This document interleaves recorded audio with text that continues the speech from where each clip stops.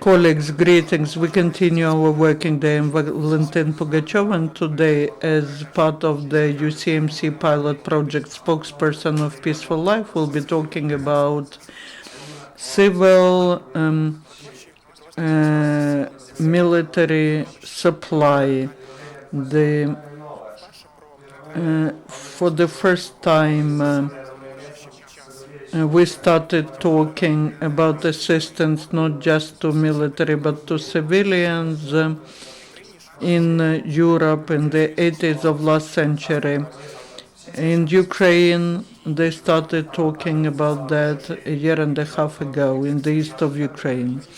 As Ukrainian officers of CIMIC battalion say, their main task is to help locals to address their problems. Also, they say that the main task of them is to win not kilometers but hearts of people. Military-civil cooperation helps not just to provide humanitarian assistance to local people, but also to provide legal assistance to local citizens, how to request for that assistance, and what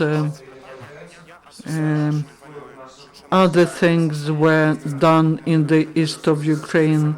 These are the questions which I am asking to Ivan Kryshtal, Deputy Battalion Commander for Civil Military Cooperation in the Luhansk region, and also Colonel Sergiy Kirychenko, Acting Chief of Joint Center for Civil Military Cooperation in the Donetsk region. Can you hear us? We hear you well. The first one is Mr. Kryshtal. Please speak slowly, because we have a simultaneous translation into Russian and English. Okay, Ivan, let's start from you. Good afternoon, viewers. Nice seeing you. Thank you for inviting us to this event. It is very important for us. I will start. I am Major Kryshtal, the Deputy Commander for Civil Military Cooperation in Sector A. I am in Starobilsk, and I will start from contacts. To address the representatives of the group of civil military cooperation, we have a web resource that you can enter and get all the information about contacts in any sector and in Kiev. As to creating civil military cooperation, I would like to say a few words about that. We are using the best Western practices. The civil military cooperation were used by the UN and NATO during the conflicts in the Middle East and Africa. I participated in one of such conflicts in Afghanistan. Please, slower. I participated in one of such conflicts in the Middle East and Afghanistan. So for me, civil military cooperation in Ukraine is what I know, because we were using the best practices of NATO countries in Afghanistan. And now we are trying to implement it in Ukraine. But we know that we are working on our territory with our citizens, with the citizens of Ukraine. What's new? About a year ago, the Department of Civil Military Cooperation was set up to support the operation in the east of Ukraine. We have never had in our history that many military were located on such a small territory as Luhansk and Donetsk regions, and we know whether we want it or not, but we have to interact with local population. We need to help them because this is our population. What we are interested in mostly, that is not allowing to have sacrifices among civil population and also rendering assistance. We see the post-conflict situation when we need to provide assistance to civil population. The armed forces of Ukraine have the resource, both informational and humanitarian and coordination, and we have a good experience in such work. Mostly our group, which covers all Lugansk region, works along the contact line. These are Stanично-Lugansky district, Novoaidarsky, Popasnitsky and Kremenský districts. There's a big problem of having access to the contact line for humanitarian organizations. And we are providing this coordination. We provide access to global organizations, Ukrainian charity organization. We also have a very big database as to the needs of civil population, and we coordinate our efforts. Everyone knows about Stanitsa, Lugansk and Shastya, but there are other settlements where assistance is needed, and we provide that information to organizations. So that Novotoshkivske, Krymske, Tryokhizbinske, Kurakhova, Rekovo, Donetsk, Kryakivka are also included. Besides working with local population, we also cooperate closely with all authorities in the region.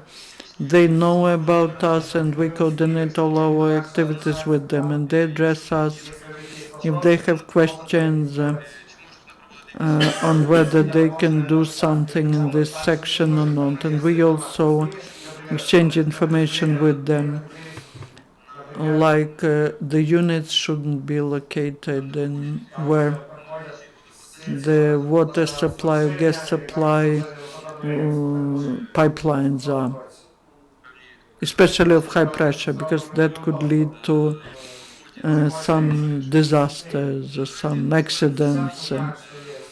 We know that there's a problem with the electric supply and gas supply in the region. The armed forces provide support and assistance to local authorities in repairing these pipelines. These networks will now work near Novotoshkivka and Krymske. We restore the second line of electric supply which goes from Lugansk power plant to Lysychansk. Another important component, another part of our work is it is difficult to explain to our people that armed forces here are to help but not to harm, to explain why servicemen carry weapons. They have many questions, so we integrated we are cooperating with mass media. We have our own resource, and we also have people who are working on developing the resource, because at the level of the region we need additional resources. We work on that and we manage to do that. Our group has been working for 4 months already. On Monday we'll be in the places of our permanent dislocation. Another group will replace us, and we hope that we will enhance the efforts and support that we provide to civil population. We are the representatives of the state, we are the face of the state, and it is in our interest to show that the taxes which are paid by citizens are sent to the correct place for people and for the sake of people. Thank you for attention. Thank you. Be in contact, and now Sergiy Kirychenko. Good day. Good day to everyone. What I want to say about this issue, we have very much in common with the work of Sector A. its cooperation among civilians and authorities. We also conduct patriotic events, and the day of the defender of Ukraine, we conducted classes in schools, and we were surprised that in these regions, at the entrance of the school, children shouted glory to Ukraine and answered glory to heroes. And the main task is to analyze the situation, creation of database about coordination of organization and structure. We also established cooperation with the Red Cross and charitable organizations, with local government. Every Monday, head of Mariupol conducts the meeting on the defense of Mariupol, where they gathered all the civil organizations, representatives of Azov battalion and other structural divisions, and they discuss acute topics. Then they conduct a meeting with the military forces and law enforcement structures.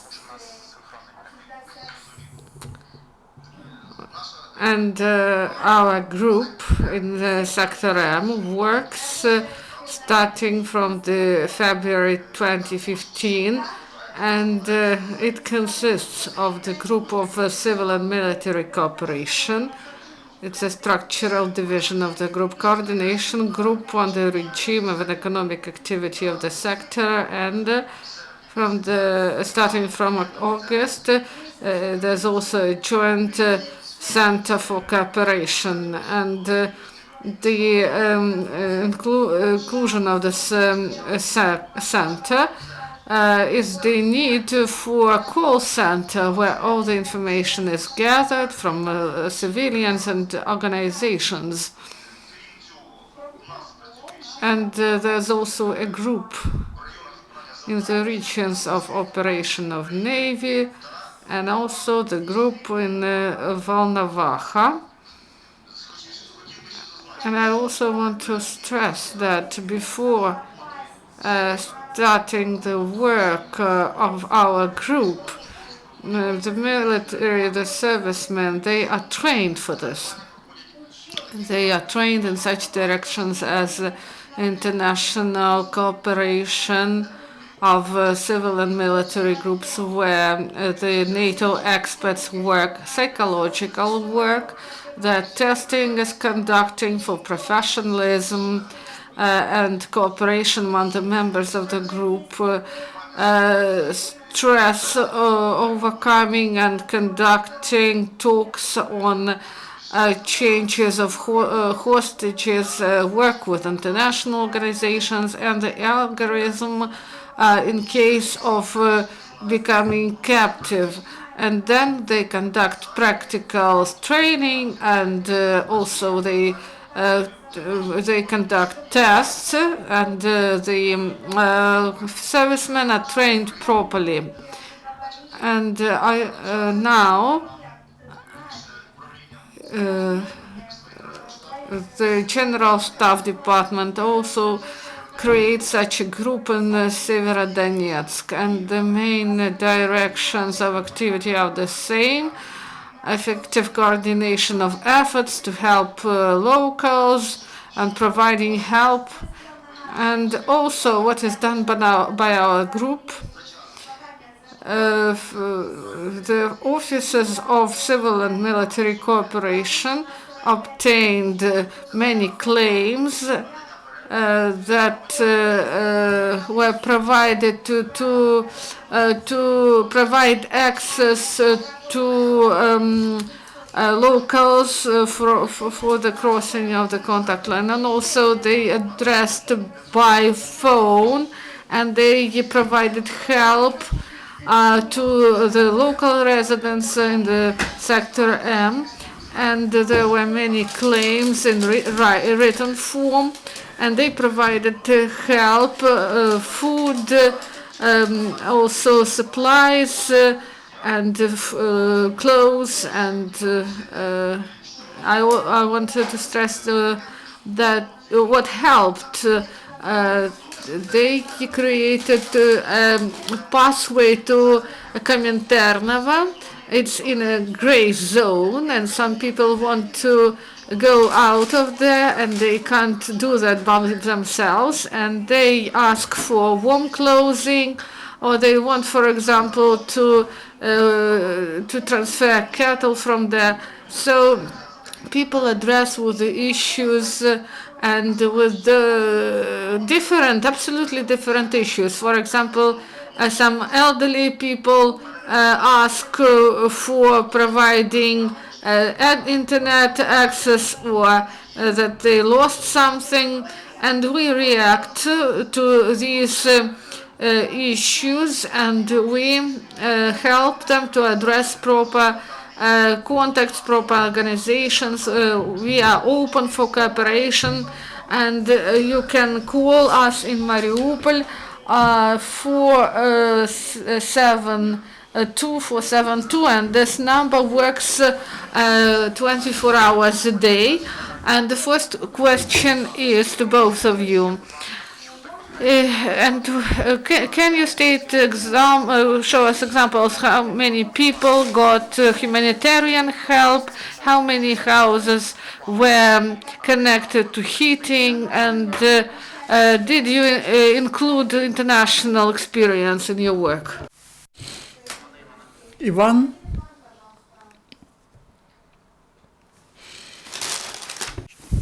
Пане Іване, ми вас не чуємо. Перепрошую, я включив мікрофон. Супер.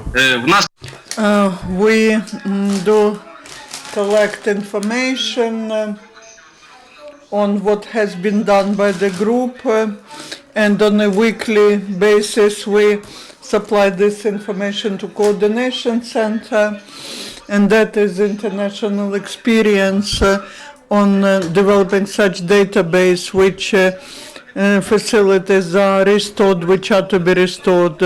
In Luhansk region, we restored 15 schools by group with the assistance of armed forces and 8 kindergartens.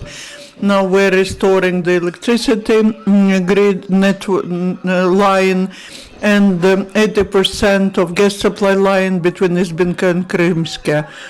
We are conducting repair works. We know that in Svatove, for example, on the 29th of October, there was a fire at the storage of armaments, and the armed forces reacted adequately to the situation in cooperation with the Ministry of Interior and Emergency Situations. We managed to avoid victims among civil population, and all the schools were restored, many windows were broken. The main problem was that windows were damaged because of the explosive wave, and the servicemen are restoring the windows. Most of them have been restored. Sergiy. Yes, our activity is so diverse that it's difficult to generalize it all. I can give you some examples so that you understand how we work. For example, at the initiative of our group, with the assistance of humanitarian organization Doctors Without Borders, next to the pass checkpoint, we put several tanks with potable water.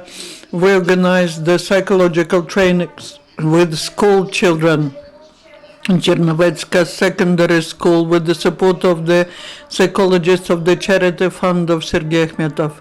Please speak slower. Talking about psychological trainings, these covered all the children, 118 children.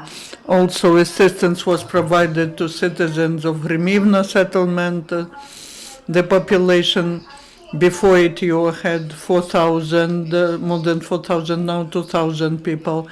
The main problem in the village is to supply coal and food for the citizens. Also, we accompanied the humanitarian assistance. Also, we are accompanying the journalist. Last weekend, the journalist arrived from Nikkei, a Japanese newspaper. We accompanied him to Berdyansk, and he certified that there's a lot of damage there. He even visited one family. There are just 2 children in the whole of Berdyansk. He talked to them and they promised to bring some gifts to them. And we also accompanied a bus with children via checkpoints to children's vacation facility Solnichna.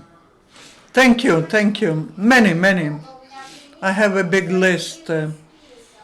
Okay, these are our results. Thank you. Now, and the questions from the audience, dear journalists. If you have any questions, please introduce yourselves. Good afternoon, Ivan. Good afternoon, Sergey. I am happy to see you. I am Sergey Malerchuk, UCMC.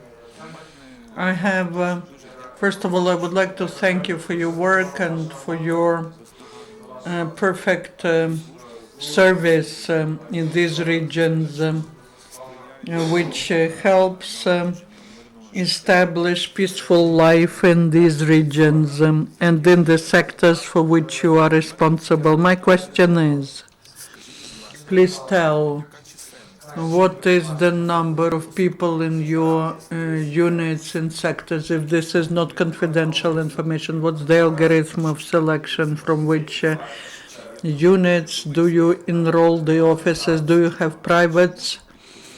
Can short-term contracts be signed with you? Those who have experience in peacekeeping operations, but those who are in reserve. And this third question, does your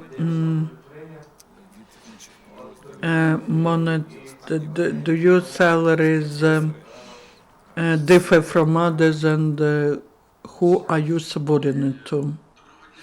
Good afternoon. I will start. I believe that Colonel will add. I will start from our sector. I want to express gratitude to the Crisis Media Center and also Crisis Center in Seversky Donetsk. Every Thursday we are in the facilities of Crisis Media Center.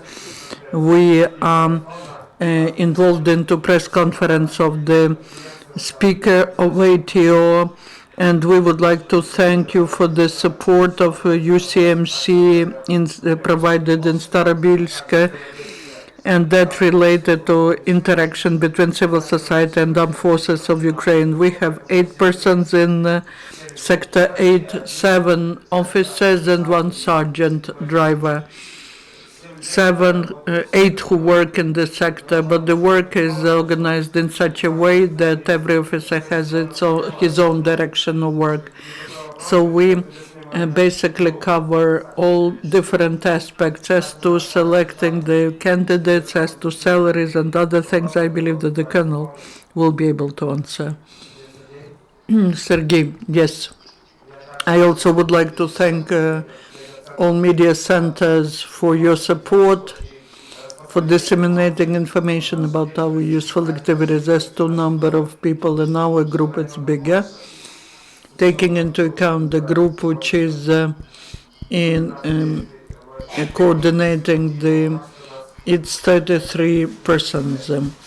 The salaries are the same because we are sent here for business trips. We get remuneration according to our position. Selection of candidates, it's done at the submission of the head of the Department of Military Civil Cooperation of the General Staff, as approved by the heads of the structural units of the Ministry of Defense and Armed Forces. We have all the officers the selection of candidates is some experience and different specialities. Like we have people who are interpreters, drivers, specialists on rear support, the personnel, human resources specialists. We select people so that when a person comes with any question, we always have a specialist who will answer the question. Thank you, Sergiy. Thank you, Ivan. Unfortunately, we have to finish. We will be in touch with you. Thank you. Thank you. Thank you, colleagues, for being with us. The next briefing as part of this pilot project will take place next Tuesday.